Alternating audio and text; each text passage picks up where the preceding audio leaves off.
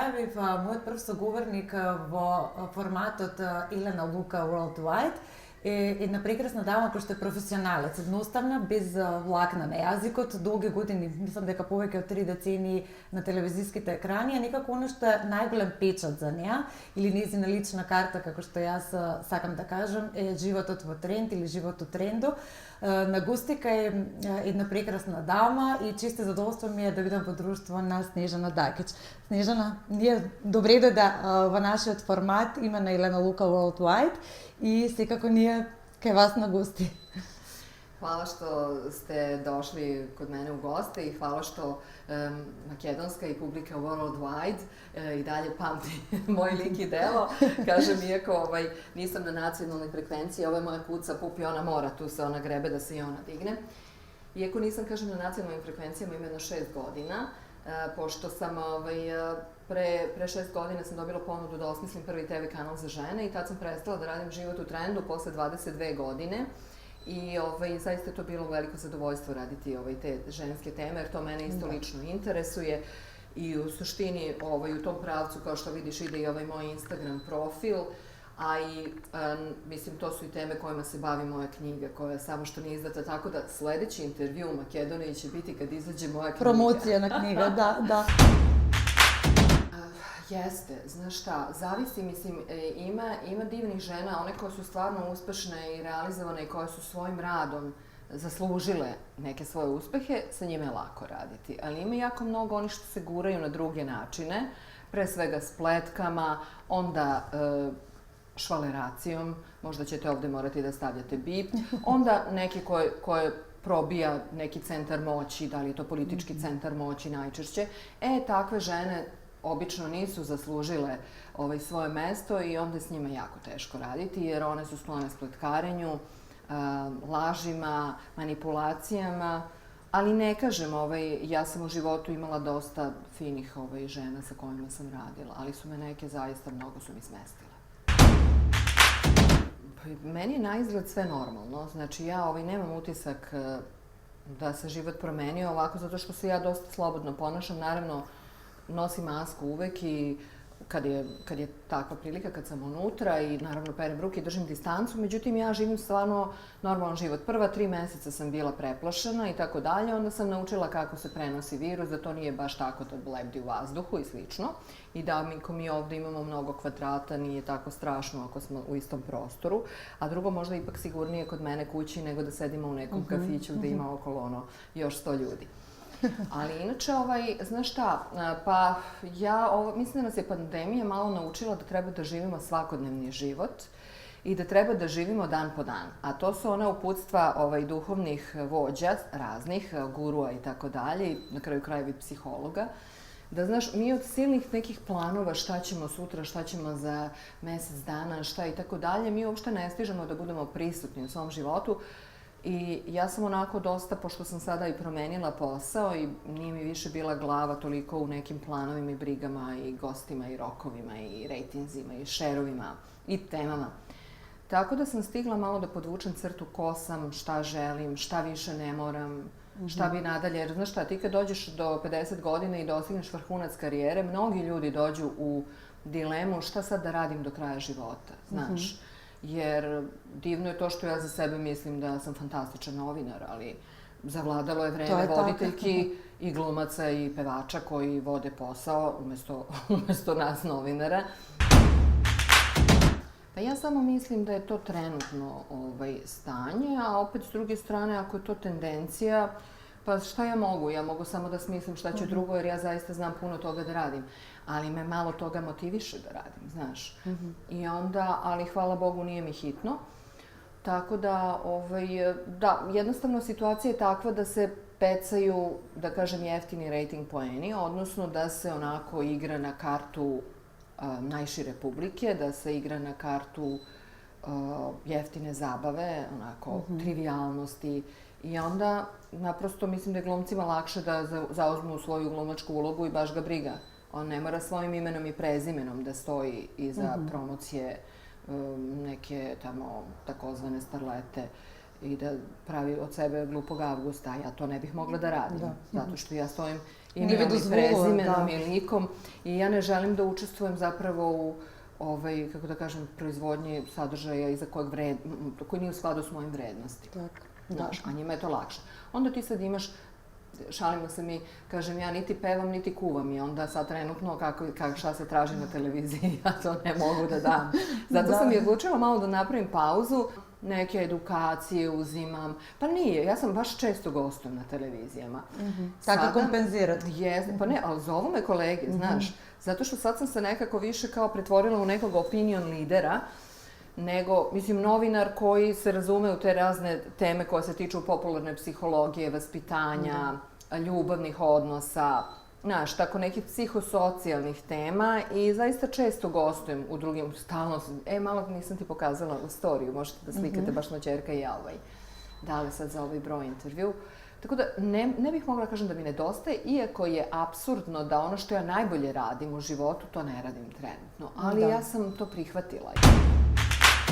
Dobro, evo imam ovaj blog svoj na Instagramu koji, kako da kažem, koji sam ja počela onako usput pre 6 godina kao da najavim šta imam u emisiji i onda kako sam imala više vremena ovih 1.5 dana, onda sam malo više pisala i kačila i vidim da su mi žene jako zahvalne. Jer neke stvari, zapravo ja mislim da je moja budućnost na digitalu. Da će to biti možda neki YouTube kanal, sad sam se malo odmorila, ali za sada IGTV, jer mislim da ova neka sofisticirana publika, neke žene poput tebe, mene ili onih koji nas sada gledaju, oni nisu baš klasična televizijska publika. I zato, čak da mi napravimo fenomenalnu emisiju na televiziji... Imate poveke slobodovo. Jeste. U toj format, da. Naš televizija, rekla sam ti, je napravljena po meri najneobrazovanijih i najsiromašnijih. Nažalost, moram tako da kažem, a to je većina stanovništva i u našoj i u vašoj zemlji. Naročito glede toga da starija publika je TV publika. I to su ljudi obično ili u penziji ili koji su ostali bez posla i koji nemaju nikakav drugi sadržaj u životu, nego samo to prate. I veruju tako je, a drugo nekako to im je prozor u svet. Oni su usamljeni. Ti pogledaj, mnogi ti stariji ljudi, oni su jako usamljeni i onako nema tu strukturu, znaš, ustao sam pio kafu, doručkovao, onda sam gledao reprizu Zadruge, a onda sam odgledao, ne znam, možda neke vesti, onda sam ručao, išao sam da platim račune, onda sam se vratio na domaću seriju, 1., 2., 3. i to je to. TV kanali su se sveli na reality program, talent show muzički program, domaća serija i vesti. I jutarnjski program. I da, zašto i to ne reći, jutarnji program koji sve češće liči na show program. Da. Zato što ja sam inače filolog po obrazovanju, završila sam španski jezik i književnost i sad ako bi mi rekla, a zašto Snežana ne uzmete da predajete? Nekako to, znaš, to mi jeste struka, ali time se zaista ne bih bavila. Između ostalog, prvo to je dosta težak posao, drugo, znaš šta, i slabo je plaćen. Tako da... Prva stvar. Tako da posle 30 godina uspešne karijere u medijima, ja sam razmišljala šta je to što bi me još motivisalo i finansijski, znaš, jer stvarno ne mogu da se posvećujem, osim nekoj edukaciji, čitanju i tako, nečemu što mi ne donosi novac, znaš, da ja... I onda mi je drug predložio, on je dosta uspešan u svetu nekretnina, Ervin Pašanović, on ima svoju kompaniju za procenu vrednosti kapitala i za posredovanje i kaže, što ti, kaže, imaš puno kontakata, ljudi te poznaju, pritom si simbol za, kako da kažem, život u trendu, za stil života. I kao, što ti ne bi položila taj ispit? I ja stvarno uzmem za vreme ovog lockdowna, karantina, spremim ispit, leto sam položila taj ispit i imam licencu da se bavim posredovanjem. Jesu, ali već se sad to dosta zna. Mislim, ja ne bežim od toga da ću ja ponovo raditi neki dobar TV format, ali to što sam ja želela da radim, nacionalne frekvencije to nisu tražile. Ja sam htjela neki talk show o stvarnim ljudskim životnim stvarima. Ljubav, sreća, život, smrt, plakanje, strah, znaš ono. Međutim, te teme se uglavnom u nekoj kratkoj banalnoj formi obrađuju u jutarnjim programima i onda kao nema potrebe. I to pagavo bude, da. Zašto bi ti pravio talk show o nečemu što mi možemo za 15 minuta sa 2 budale, izvinjam se, bip i još jednim pametnim, pošto mora bude neko ko je znaš, malo da tako provocira javnost koja je tako malo skandalozan. I onda ono kao jedan koji ima šta da kaže i ne stigne ništa da kaže i ovo dvoje koji se prepucavaju oko gluposti i to tako. Tako da su to nekretnine, mislim, trenutno tržište nije da je stalo, ponovo je krenulo, ali ono novembar, decembar je baš stajalo, a ja sam počela da radim nema ni pola godine, tako da, evo sad je ponovo krenulo, cene nisu pale, to je dobra vest, ali kažu da luksuzna roba generalno kad god su velike ekonomske krize, da luksuzna roba ne gubi toliko na ceni. Znaš šta, evo sad recimo, svi ti brendovi, premium brendovi, Chanel, ne znam, Gucci, otko znam, znači nekako, ja se sećam i kad su srušene World Trade Center, kad je bio ono 9/11, pa onda svetska ekonomska kriza, ono 2007. Ja sam se sve čudila kad će pasti cene tih skupih cipela i skupih tašni. Cene nikad nisu pale. Da.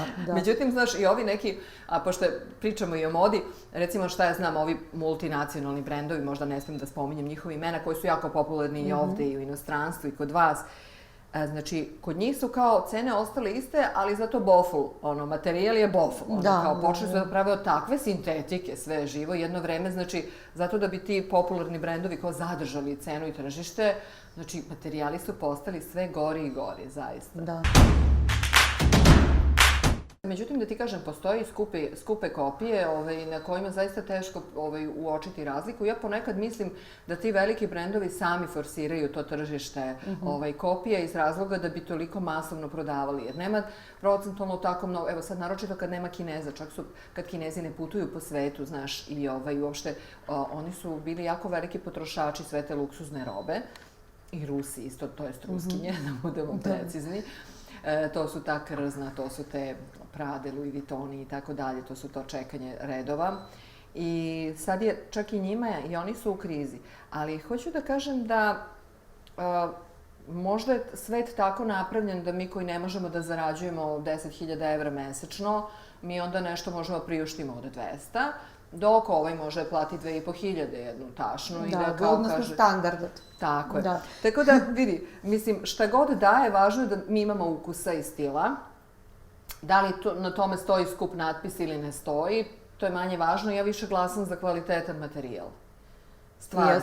Zaista, da to bude udobno i da to, kako da ti kažem, da bude prijatno. Da bude prijatno i da ti ne pravi nervozu i da jednostavno kad je ta tašna, da se ti ne iznerviraš svaki put što u njoj ne možeš ništa da napipaš. Znaš, koliko to puta na dan ti pravi stres bez veze. Znaš, dobro organizovana tašna, da vam kažem, je pola obavljenog posla. Znate koliko puta na dan tražimo ključeve od kola ili od stana u toj tašni ili gde mi je olovka da nešto zapišem.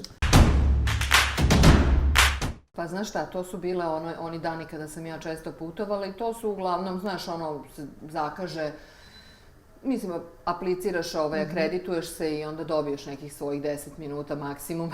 Da, i što da prašaš upravo. A neki put i 5, a ti onda zapucaš do kana da bi 5 minuta radio neki intervju i onda moraš dobro da razmisliš šta ćeš da pitaš za tih 5 minuta i da ne pričaš više ti nego sagovornik. Tako da nije da sam ja, znaš, ima ovih što se hvale kako su oni deo tog društva, kako oni se s njima druže i to. Ja to nisam nikada radila, naprosto meni je to bio posao. Ja sam jedno vreme, naročito dok je bila BK, dok sam radila na BK, tada sam baš dosta putovala na te razne festivale, znaš, Cannes, Venecija i tako dalje. Pre toga uglavnom su bili fashion weekovi razni, London, Pariz, Milano, New York. Tako da...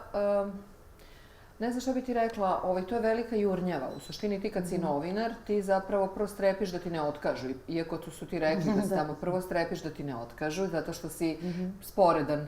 Dolaziš iz jedne male zemlje u kojoj niko ne ide u bioskop, u to vreme ljudi nisu nišli, gde, mislim, na box office-u oni nemaju ništa od reklame u Srbiji, recimo. Ili u Makedoniji, jer tih šačica ljudi koji će da odu da plate tu kartu, za njih nisu nikakav interes. Takođe, te modne revije, ja sam najčešće tu upadala, to je još bilo vreme sankcija, znaš, i to isto, mislim, mi smo, nažalost, pretrpeli veliku diskriminaciju u svetu zato što su nas označili kao loše momke, mi iz Srbije, znaš, i ja sam pola svoje karijere prvo provodila ubeđujući ljude da mi nismo ubice, da mi nismo loši, da, znaš, mi nismo primitivni. Ja kad se samo setim jedno, pa ne znam, nija, cele 90. gde god bih otišla, kad oni čuju da sam iz Srbije, to je bilo drvlje i kamenje, onda ja brani na 5 jezika, na francuskom, na španskom, na italijanskom, na ruskom. Dobro, na ruskom nisam tada, nismo putovali u Rusiju. Ali tako da kažem ti, nije bilo lako. Ja sam uglavnom na te revije upadala tako što sam poznavala, neko od naših je negde radio kao stilista ili kao PR ili tako nešto. И кој ви остави најбав впечаток од сите овие имена? Znaš tako je otkačen? Otkačen je recimo John Galliano. On je onako, znaš, Međutim, Karl Lagerfeld je recimo baš jedan fin gospodin bio. Така и делува. Jeste. I Jo, Bože, šta sam, da ja tad pošla sa svojom malom kamerom, znaš, pošto ja sam pola sveta obišla sama sa kamerom u ono vreme, ko što sad rade blogeri. One man show. One man show, zato što nismo imali novac da vodimo snimatelja i pod B, kako da ga ja kreditujem da uđe nas dvoje kad i ja ulazim na trik. I ja stala sa onom malom kamerom ispred Karla Lagerfelda, mene sramota, ovi drugi produkcije, znaš šta, ovo stoji, snimatelj tonac, znaš, I sad ja stala sa onom malom kamerom. I ja kažem, molim vas, izvinite, rekao, pa moj snimatelj je jutros povredio nogu, pa nije mogao da dođe sa mnom. Što bi rekla, vije snađi se poživi. Tako da sam, znaš, kao pretrpela sve blamove, ali sam išla dalje. A jednom sam uzela jedan moj kolega koji je živeo tada u Parizu, on mi je radio kao snimatelj, on je inače snimatelj i on meni kaže, ja ću da zagovaram, kaže, ovog vratara ovde na ulazu na reviju, ja ću da ga zagovaram, a ti šmugni unutra. Tako da, to je bila parola snađi se, znaš. Ali to mi je, kako da kažem, to mi je pripadalo dok sam imala između 20 i 33-4, a sad stvarno ne bih mogla da idem da upadam negde kao padobranac. Da, na takav način. Nije mi toliko važno, a i nekako i ne ide uz moj status, nekako to sad treba da rade mladi ljudi. Da. Pa da ti pravo kažem, ne pratim vašu scenu, ali se kod mene i dalje su ovi, da kažem, makedonske zvezde koje su ovde prisutne. Dakle, ajde da se vratimo na Tošeta, Laka mu zemlja i neka počiva među anđelima. Dakle, Karolina Gočeva, Tijana Dapčević, crtica Todevska, njena sestra Tamara Todevska, onda Kaliope i recimo, ko beše još, da mi je, možda sam nekoga zaboravila, ali ne pratim zato što nisam nešto čest gost, nisam nikad... naravno, Boki 13, on je ovde bio jedno vreme popularan, vidim da sada mu ne ide baš najbolje u životu, ali posle onog realitija mi smo čak radili intervju i to je bilo dosta onako, on se tad prvi put obukao u muško. Tad je bio u fazonu da se oblači kao žensko. Tako da, eto, to bi bilo moje poznavanje makedonske scene. Ja sam uverena da je ona mnogo bogatija, ali eto, bit će prilike sad kad nam prođe pandemija i kad ja objavim knjigu da malo dođem tamo. Da, super.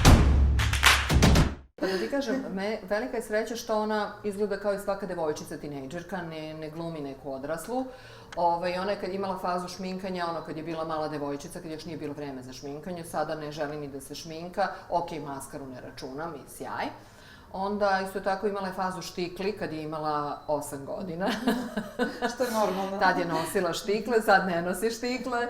I tako da ona je tako jedna normalna devojčica koja sluša stranu uglavnom muziku i to prati te malo neke youtubere, ali ne previše.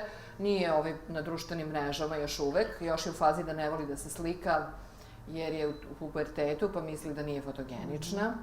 Ali dosta ja imam veliki uticaj na njen stil, što i normalno ipak živi sa mnom i gleda moju garderobu i svaki dan me vidi kako sam ja nešto iskombinovala i to je super, tako da ja sam sad zbog vas obukla se ovako damski, inače obično nosim patike. Znaš šta, po pitanju garderobe najvažnije je kakav ti je stas. Ako si ti vitka žena od svojih 50, ti možeš da poneseš sve, ali ako imaš 8 do 10 kila viška, zaista u nekim stvarima možeš da izgledaš kao Gica Prasica. Jer kako se ga dva zove? Miss Piggy. Znači, onda rizikuješ da izgledaš smešno, da izgledaš kao karikatura, znaš. I svako treba da bude svestan. Drugo, mnogo je važno pitanje izbora frizure. Znaš, jer ti ako si sredovečna, mislim, vitkost je preduslov za mladolikost. To moram da primetim zaista iz sopstvenog iskustva. Čim sam dobila 3 kilograma više, ja nisam mogla ovako da se oblačim. Odjednom je to sve na meni pucalo, onako bilo je zategnuto, meni je to izgledalo vulgarno i ne bi mogla sa helanke, mislim, ili tako neke. Mogla sam, ali nekako mi je to malo bilo kao previše, da kažem, onako malo eksplicitno izgledalo, malo vulgarno. A kamoli tek, znaš, kad imaš mnogo više. Tako da je dobra linija i frizura koja je, tako kažem, negovana kosa i mnoge žene teže da budu plave, a to je greška. Mislim, najvećem broju žena neki smeđi tonovi izgledaju mnogo mladolikije, jer ti čim se malo ugojiš i farbaš se u plavo, odmah izgledaš sredovečno. Po mom mišljenju da je mode da danas u 21. veku nemaš negovanu kosu, nego da ti kosa izgleda kao slama ili kao da ti izgleda kao neka jeftina nadogradnja, a mnoge žene pate od tih ekstenzija. Recimo, znaš, u nekim srednjim godinama neki kažu kao ne ide duga kosa. Kakve veze ima duga? Okej, mislim, nefunkcionalna je neka duga kosa do struka. I nije ni za neka zanimanja. Ti radiš recimo u administraciji i sad imaš do ovde ekstenzije. Mislim, bez veze, pa nećeš ići da nastupaš negdje u diskoteci, šta će ti ta kosa? To ne znači da mora bude kratka, ali tako neka, što bi rekli, gradska dužina. Pokazalo se da je i moguće dugo izgledati. Ne radi se samo o mladolikosti, radi se o jednom fit izgledu, jednom modernom. Cela modna industrija ide na ruku jednom takvom izgledu. Znači da se nose farmerke, helanke, trikotaža, pripijeno. Prema tome, ako je takva moda, mislim, normalno će svako za tim da posegne. Ali ako ti imaš jedan uredan život, dovoljno se krećeš i nekako ipak s godinama moraš neke stvari da izbaciš iz ishrane. Znači, ne možeš da jedeš i dalje palačinke i gibanice i kiflice i da očekuješ da nemaš naslage oko struka. Imaćeš ih. Ali evo, meni su žene jako, ili recimo hormoni, hormonski poremećaji se takođe leče. Zatim, jedna velika epidemija u našim krajevima ovde na Balkanu je ta insulinska rezistencija od koje se žene jako goje. Ali verujte mi, čim regulišete ishranu, vi jako smršate i to se svede. Ali ja imam utisak da ljudima najteže pada da nekako tu ishranu regulišu, a svi žele da izgledaju lepo. Tako da mora da se promeni ta psihologija. Koga bi moželo da se jade se, da ni se vižba, da se bide slab. To je to. Ja, slažem se, znaš, da je teško motivisati se, ali stvarno kažu da je 21 dan potrebno da se neka promena usvoji. To čak i moja ćerka naučila. I neko mi je skoro na telefon to govorila. Ja sam baš bila srećna kako moje dece uči lekciju od mene.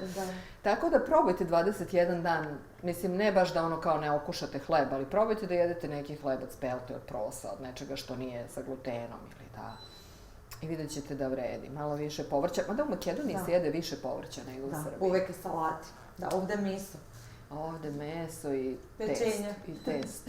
Ja mislim da su gori ugljeni hidrati nego masti, veruj mi. Više se ljudi goji od ugljenih hidrata nego od masne hrane. Ne jedemo mi sad više toliko masnu hranu, ali zato bez hleba... Ništa bez hleba, 3 obroka dnevno. Znaš šta, to je teško reći, ali recimo Verica Rakočević koja je to i posao, ona baš onako uvijek ima stila i ona ti je bukvalno primer jedne žene kojoj ne možeš da odrediš godine. Znači, ona izgleda mladalački, ali to uopšte nije neumesno, s obzirom na to da...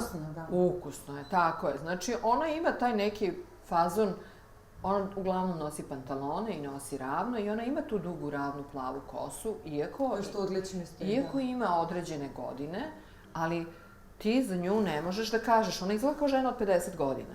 I u suštini bi bilo najbolje kad bi sve mi dok starimo, dok nam prolazi vreme, mogli da se zadržimo nekako da izgledamo kao da imamo 50. To je nekako okej. Znači, ne ložiš se da si klinka, da si svoja ćerka, ali nisi ni baba. Ja bih kad sebe mlađu posavjetovala da smanjim malo stepen odgovornosti, zato što i da manje sumnjam u sebe, da sam izvrsna takva kakva sam i da ne treba uopšte da strepim da li je nešto dovoljno dobro, jeste dovoljno dobro.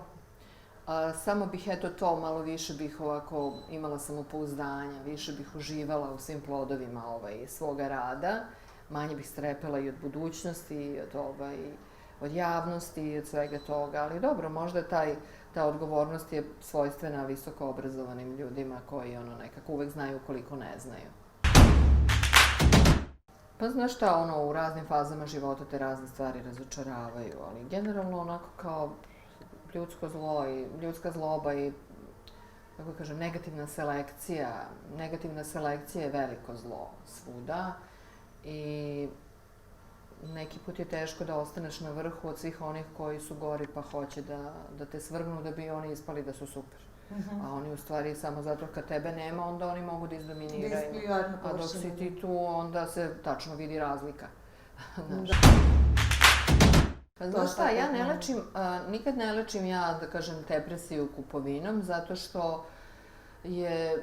što prosto ja pokušavam da nađem šta su razlozi zbog čega sam ili tužna ili uznemirena ili nervozna. Ali da, pa znaš kako, volim, najbolja je kupovina kad ti stvarno nešto treba. Ali mi najčešće uopšte ne idemo u kupovinu zato što nam nešto određeno treba i naročito treba da se izbegavaju sniženja. Jer kad su rasprodaje, ti onda odeš i kupiš sve što ti ne treba. I onda to visi u ormanu i grizete savest i evo platila sam, a ne nosim i tako dalje. I to stvara dodatnu neurozu. Tako da ja pokušavam da... Ja ne volim mnogo da trošim novac. Naravno da ga trošim, ali imam taj problem kad trošim puno novca, osjećam se nelagodno, znaš. I baš sam to analizirala, to mi je stvar epigenetike, znaš, to je stvar malo vaspitanja u kome smo mi odrastali kao deca i u kome su odrastali naši roditelji, gde se nije toliko kupovalo, nego, znaš, jedne patike, pa nosiš jedne patike, ne nosiš 7 pari patika u jednoj sezoni, znaš.